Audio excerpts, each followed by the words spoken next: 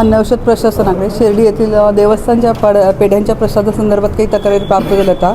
त्यानुसार माननीय आयुक्त सह अन्न औषध प्रशासन यांच्या आदेशानुसार आणि मार्गदर्शनाखाली आणि दूध नियंत्रक जी समिती आहे, दूध भेसळ नियंत्रक समिती, त्याचे अध्यक्ष माननीय अप्पर जिल्हाधिकारी सौ शिर्डी यांच्या आदेशाने संयुक्त पथकामार्फत आज कारवाई घेण्यात आली. येथे शिर्डी देवस्थान परिसरातील काही पेढ्यांच्या दुकानांची तपासणी करण्यात आली आणि पेढे उत्पादक जे काही कारखाने आहेत त्यांचीही तपासणी करण्यात आली.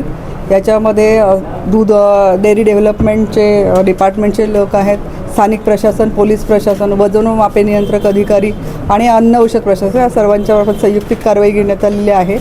सर्व ठिकाणाहून आस्थापनांमधून म्हणजे शॉप्समधून आणि पेढ्यांच्या कारखान्यामधून पेढ्यांचे सॅम्पल घेण्यात आलेले आहेत आणि भेसळीच्या संशयावरून पेढे जप्त करून ते नष्ट करण्यात आलेले आहेत. साधारणतः 600 ते 650 किलो पेढे आज जप्त करण्यात आले आहे. जवळजवळ 2 लाख किलो किमतीचा हा अन्नपदार्थ जप्त करून नष्ट करण्यात आला आहे. निघोज रस्त्यावरील एक मतेंचा कारखाना होता आणि बिरोबा वस्तीवर ते जाधव आणि गोंडेकर यांच्या कारखान्यावरती आज कारवाई करण्यात आलेली आहे. याबरोबरच पेढ्याबरोबर कलाकंद म्हणून एक वस्तू विकल्या जाते, तिच्यावर काही त्या संदर्भात माहिती घेऊन त्याच्याविषयी कारवाई करण्यात येईल. वारंवार कारवाई करावी लागते मॅडम. कधी हा सगळा बाजार बंद होणार आहे आणि कशा प्रकारची कडक कारवाई कधी होणार आहे? आपल्याकडून आज संयुक्त पथकामार्फत आपण जितके आपल्या कायद्यानुसार जे अधिकार आहेत त्यानुसार शक्य तेवढी आपण कडक कारवाई घेतली आहे आणि अशा प्रकारच्या आणखी कारवाई घेतल्या जातील. या प्रकारची कुठल्याही प्रकारचे चांगल्या दर्जाचे पेढे भाविकांना मिळतील यासाठी प्रशासन सजग राहून कारवाई केली. 15 दिवसापूर्वी आपण सॅम्पल घेतलेले होते, रिपोर्ट अद्याप नाही आलेले, त्याची अहवाल नाही प्राप्त. तक्रार प्राप्त झाली ती का तुम्ही जी कारवाई केली? हो, मी आपल्याला सांगितलं आधीच की तक्रार प्राप्त झाली तो.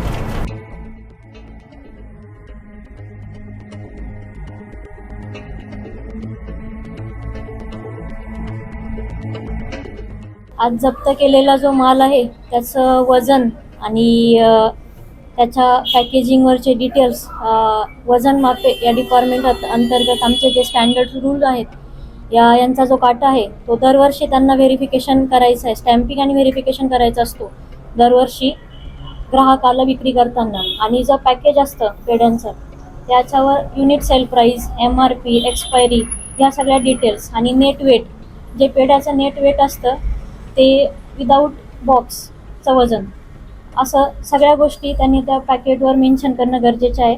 आज जप्त केलेल्या मालामध्ये थोड्या त्रुटी आढळल्या आहे.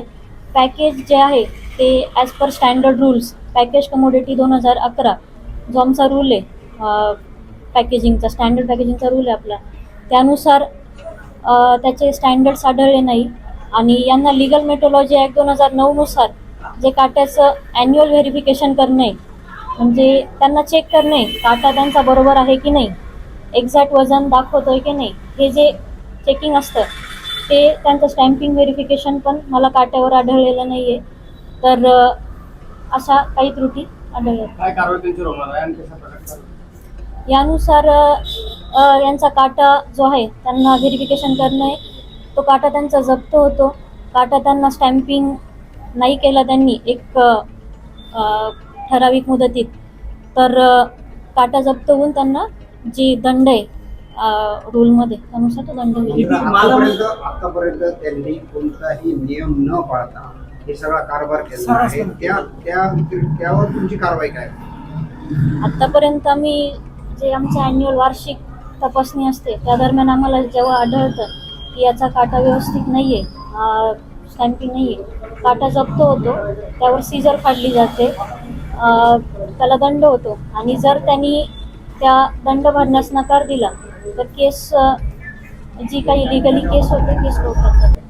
फॉर जर 500 ग्रॅमचं तुम्ही लिहिताय पेढ्याच्या पाकिटावर नेट वेट 500 ग्रॅम आहे, तर मी जर सांगितलं बॉक्स सोडून त्याचं आतल्या पेढ्याचं वजन 500 ग्रॅम हवं आणि बॉक्स प्लस पेढा असं अंदाजे बॉक्सचं जे वजन असतं, रँडमली बॉक्सचं वजन 20-25 ग्रॅम असतं. मग टोटल बॉक्स प्लस पेढा त्याचं वजन 525 ग्रॅम 520 ग्रॅम भरायला पाहिजे. आता किती आता आता रँडमली काहींचं 480 ग्रॅम, काही 502 ग्रॅम, जे की बॉक्सनुसार ते 510 520 पर्यंत पाहिजे. मापामध्ये तफावत आढळून येते. आपलं नाव मॅडम? माझं नाव पायल सहाने, निरीक्षक वैधमापक शास्त्र कोपरगाव डिव्हिजन. कोणती माहिती?